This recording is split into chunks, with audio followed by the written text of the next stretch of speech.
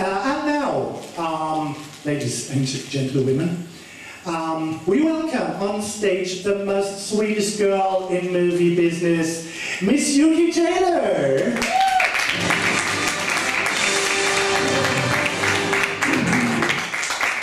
And the clown of Berlin drag, Ryan Stecken.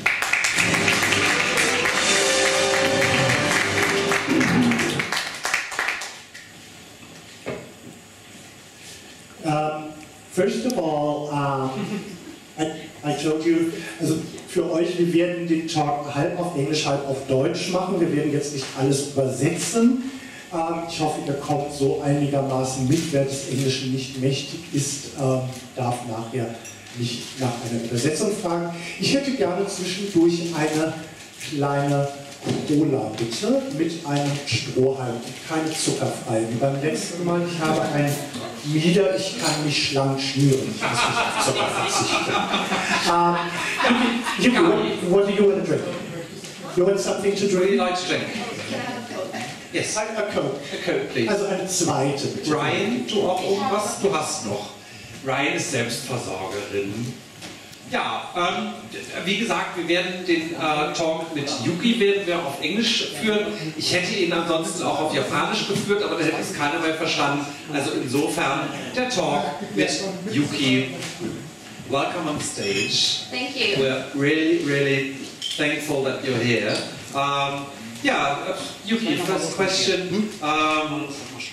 Tell us something about yourself. Where are you from? How did you get to Berlin? What is it all about? Why?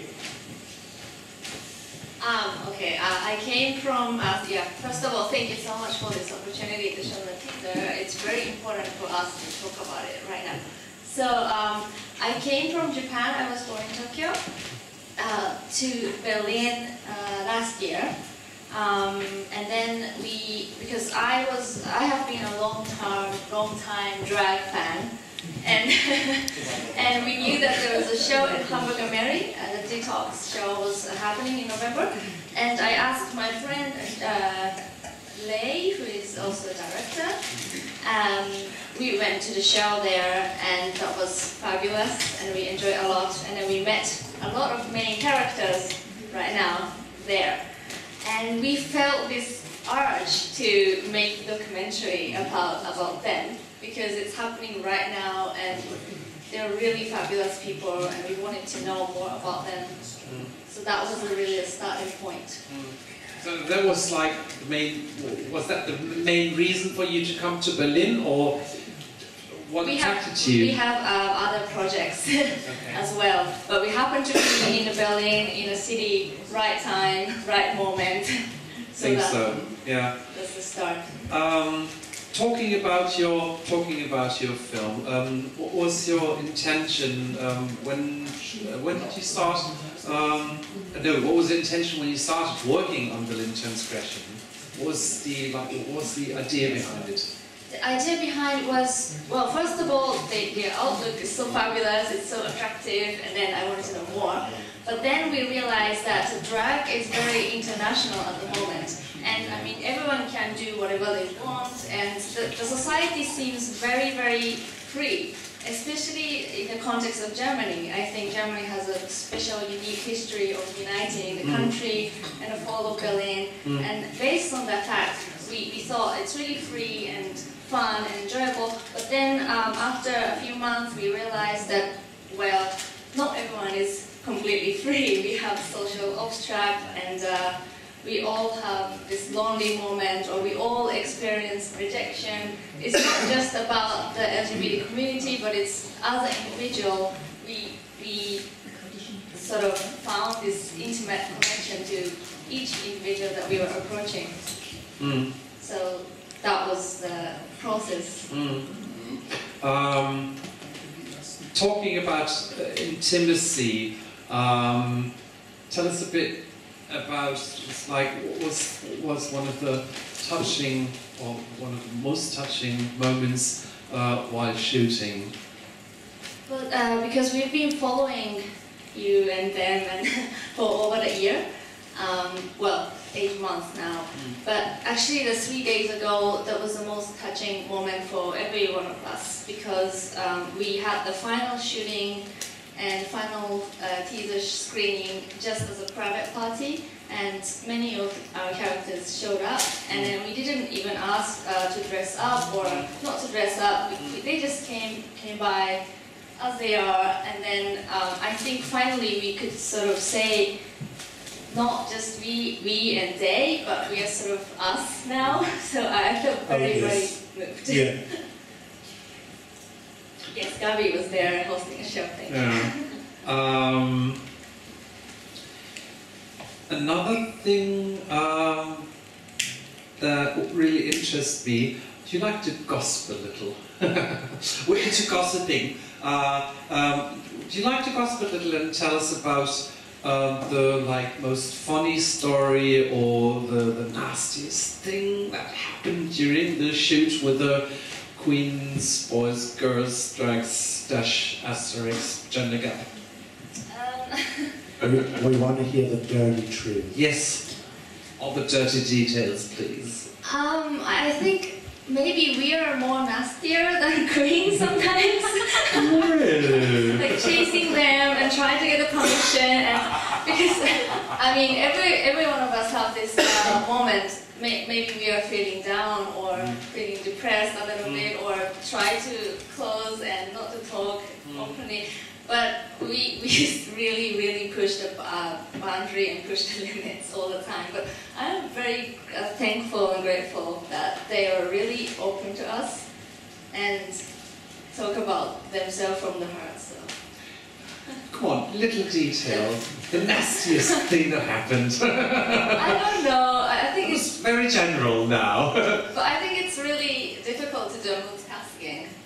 Like when we asked a question to Sasha when he was taking a glitter on his lip, I mean, how can you talk and do the makeup at the same time? But yeah. Or like the funniest thing that happened during the making of the film? What was it? Do you remember? Probably a lot of funny things, but your personal thing, what was, when you think about it, what was the funniest thing that happened to you during the filming? Well, okay, I have this quote from Elna, like when she said when she was fired or when she didn't have a job, she decided not to look for a job, but to communicate with the universe. And I was like, okay, that's a good advice. Well, there are so many interesting quotes that I can come up with. Yeah, I'm really keen to see the movie. Right now you're in the final editing. When, where will the movie be released? It's going to be released everywhere in the world, hopefully, because we're going to start applying for the film festivals, and then definitely in Japan and probably in the US, but also in Germany, which is most important. But I'd like to advertise for our plan, because we are going to do crowdfunding in February, and we'll provide the opportunity for generous people to become our co-producer as well, if they offer us. Okay. And then the final editing. Be in the credits, of course, and things like that. Yeah. Of course. Good. Credit and friends, it will be included. So we are a team now. Ja, also, wie gesagt, ihr habt es gerade gehört, irgendwie es wird noch ein Crowdfunding geben für den Film. Und ihr seid dann natürlich herzlich dazu aufgerufen, euch daran zu beteiligen. Ihr werdet selbstverständlich dankend im Abspann dafür genannt. Ich bin sehr gespannt auf den Film. Ich habe die Filmarbeiten ja ein bisschen teilweise mitbekommen. Der Film wird einfach schon auch mit einem solchen Herzblut gemacht, dass ich einfach nur gespannt bin, was dabei rauskommt. I can say, as part of the TGIF Trash Goddess film, is we're collecting money, and in February, all the money we collect will go to Berlin Transgression. Good idea, very good idea. Also, wer im Februar hier ist, möge bitte ein dickes Portemonnaie mitbringen.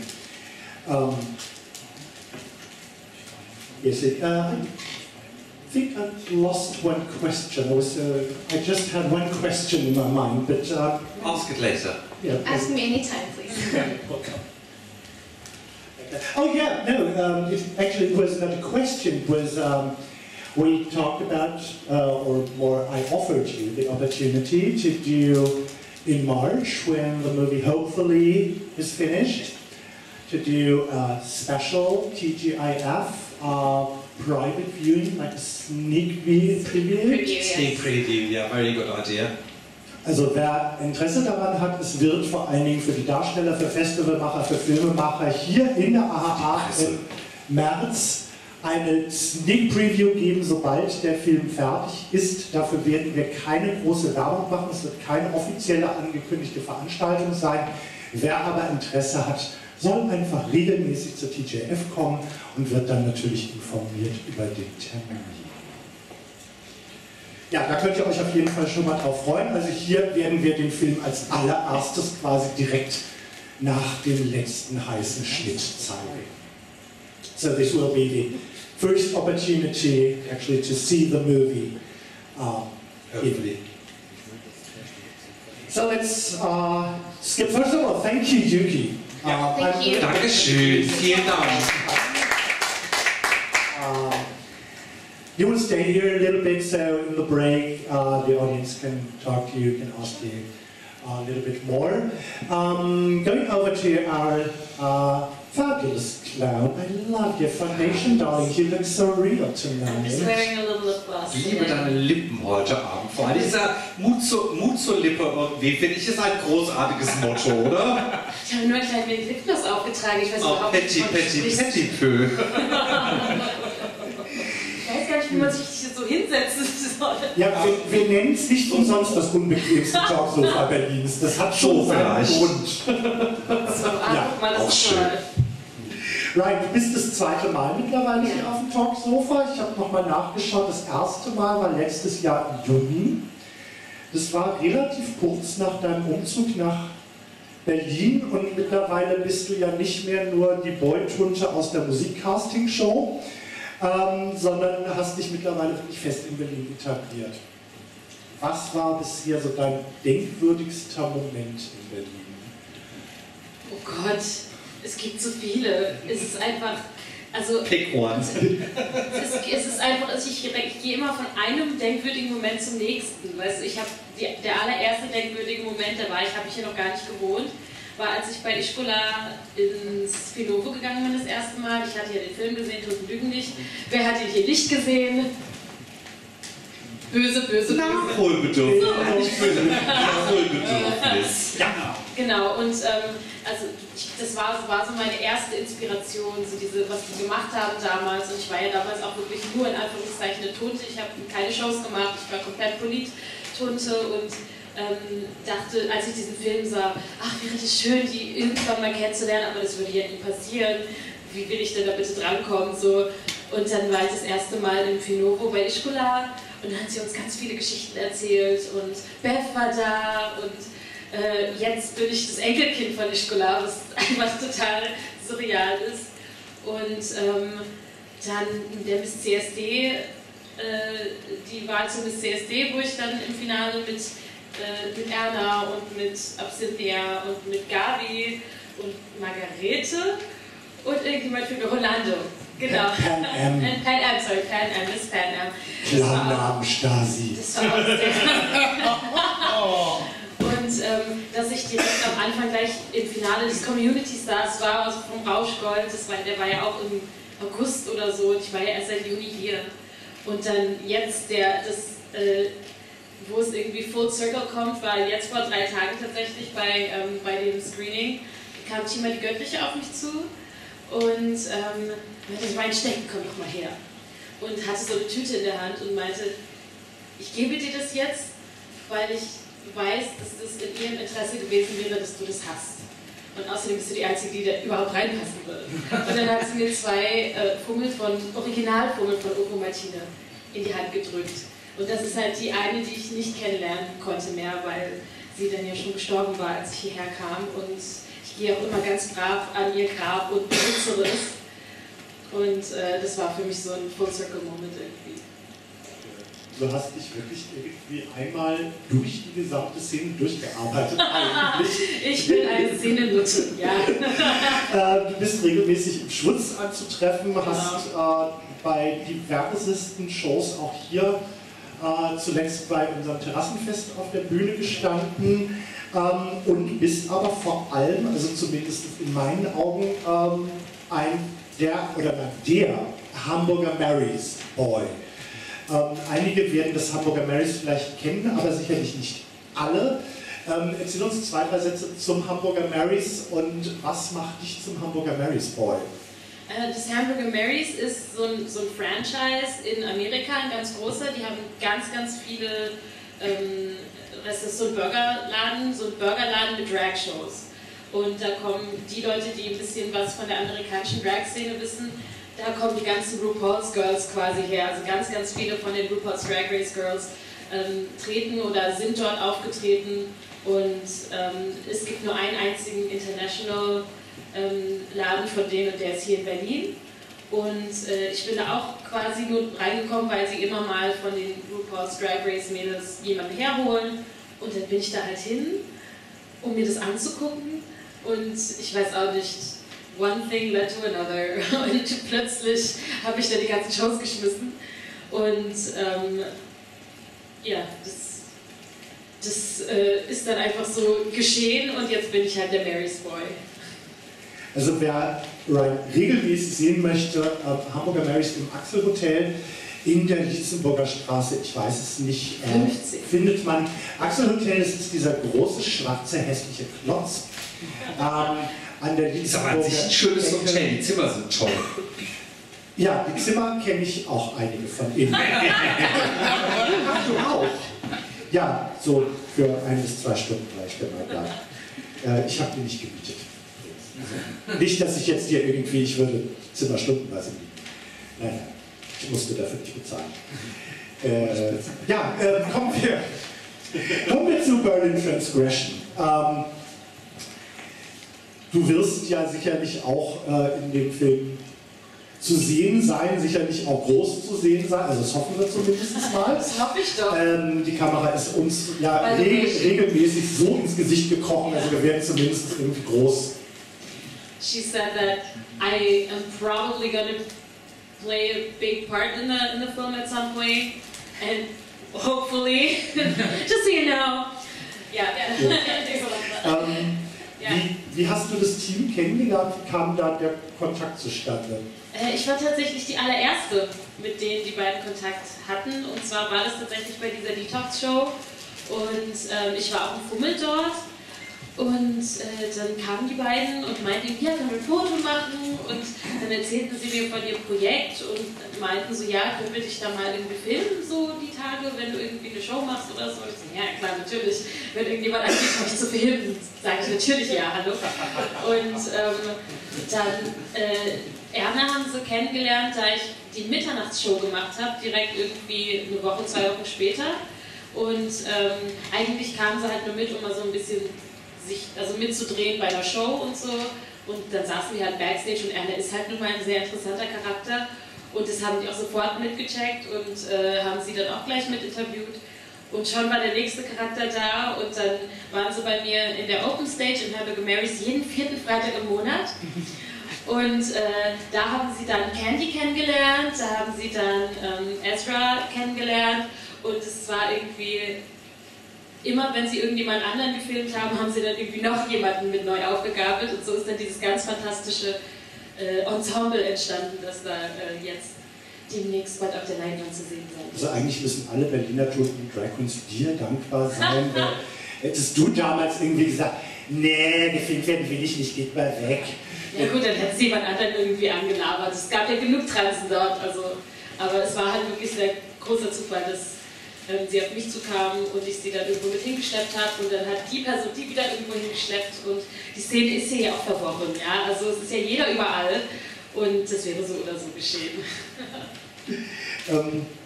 Natürlich möchten wir auch von dir so ein bisschen Anekdoten über die Dreharbeiten hören. Gab es für dich irgendwie so einen besonders lustigen oder trashigen, witzigen Moment während der Dreharbeiten?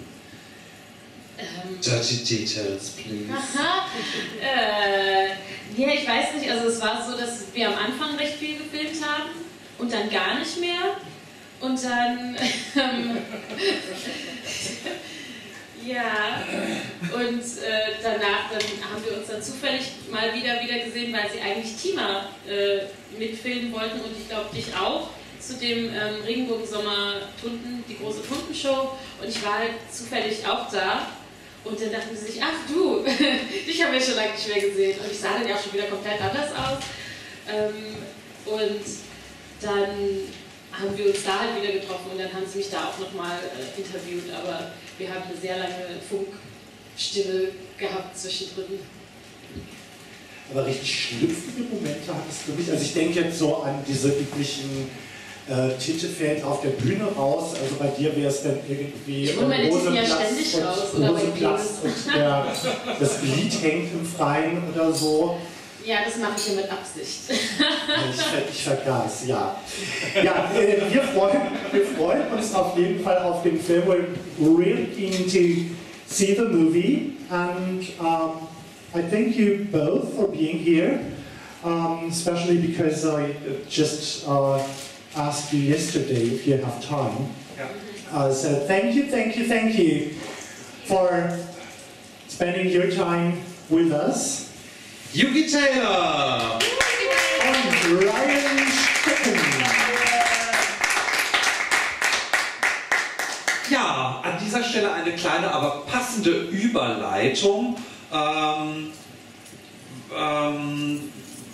Wie gesagt, du bist sehr engagiert. Zum Thema Engagement wird es diesen Monat auch eine wunderbare Show geben, und zwar am 16.10. in der AHA wird es eine Show geben zugunsten des Projekts It Gets Better, was dir auch, glaube ich, sehr, sehr, sehr am Herzen liegt. It Gets Better ist ein Projekt für LGBT-Jugendliche, die Mobbing ausgesetzt sind. Das gibt es seit 3 Jahren, glaube ich, ungefähr. Ganz viele Leute mitgemacht,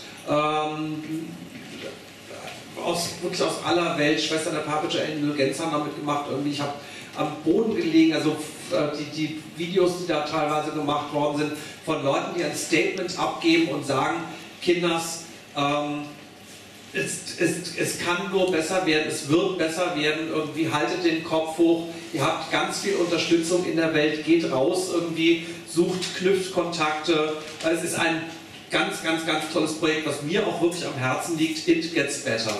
Und zugunsten dieses Projekts wird es am 16.10. in der AHA eine wunderbare Show geben. Die wird heißen Passion Fruits. Das passt auch sehr gut. Zu der wird Sophie Dijon Senf einladen. It Gets Better, da ist auch Cyndi Lauper eine wirklich ganz große Unterstützerin. Cyndi Lauper hat sich damit eingeklinkt und unterstützt dieses Projekt. Cyndi Lauper, großartige Künstlerin, ich kniee vor ihr nieder, und ihr Song True Colors ist auch so ein bisschen sowas wie die Hymne dieses Projekts, und deswegen würde ich jetzt ganz gerne mal die Bühne freimachen für Ryan und True Colors. Ich habe dieses Lied noch nie auf dieser Bühne gesungen, noch nie.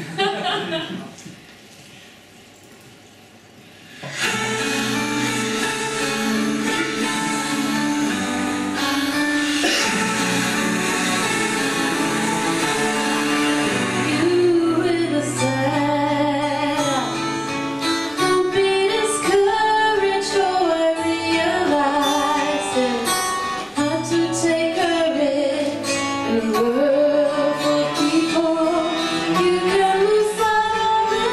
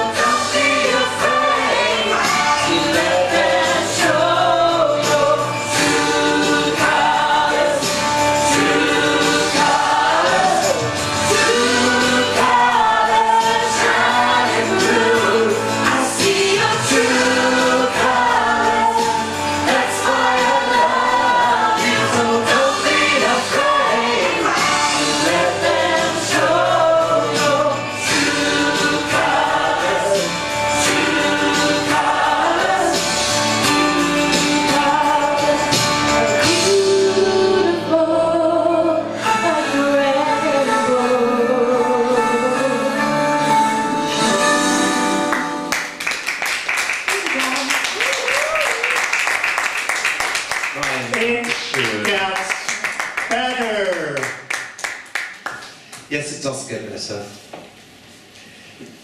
Sollen wir jetzt wieder hingehen? So. Nein, wir bleiben einfach stehen. Because once again, thank you for being on this stage, and because our main movie is called Dicke Mädchen, Heavy Girls, habe ich mir überlegt, es gibt dazu passend dickblättrige Pflanzen. Genau. Als Dankeschön. We also call them succulents. One for you. Thank you for being here.